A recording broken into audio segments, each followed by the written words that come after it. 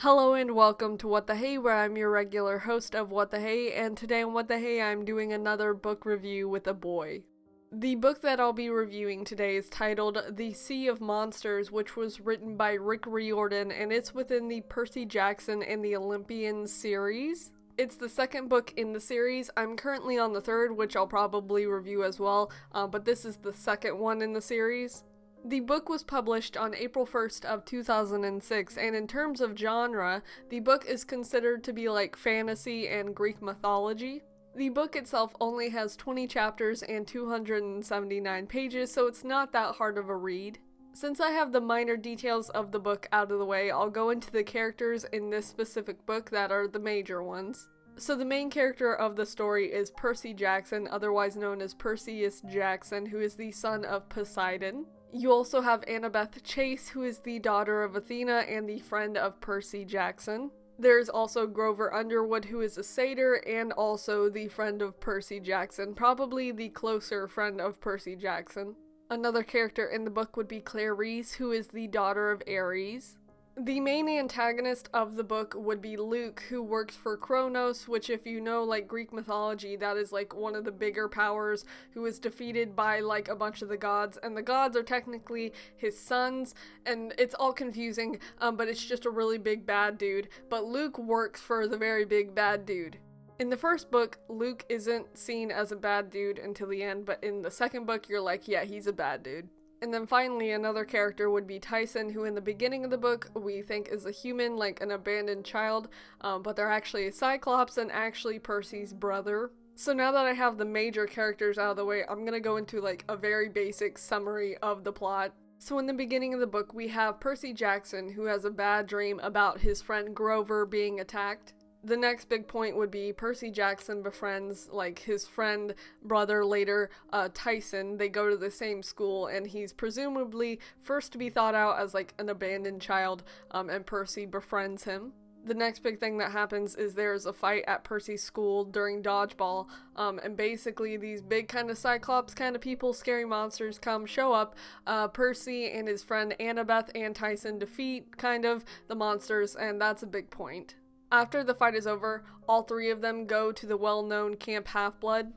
If you're unfamiliar with Camp Half-Blood, basically all the sons and daughters of the Greek gods are considered half-bloods, and they go to this camp called Camp Half-Blood where they train to become heroes, basically. So that's what that is, and they usually go to it. In the first two books, they go to it anyways. In addition to that, the next big plot point is when Percy, Annabeth, and Tyson get to Camp Half-Blood, it is found out that the boundary protecting Camp Half-Blood has been poisoned.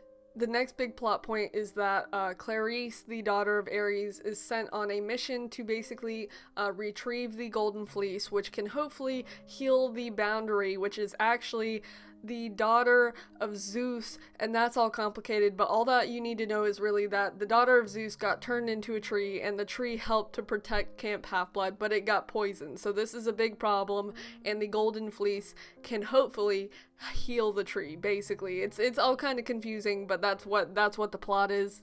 And the daughter of Zeus who got turned into the tree, however that works, is named Talia, however you want to pronounce that, but they're basically trying to save the tree so that the camp can be saved. That's basically what you need to know.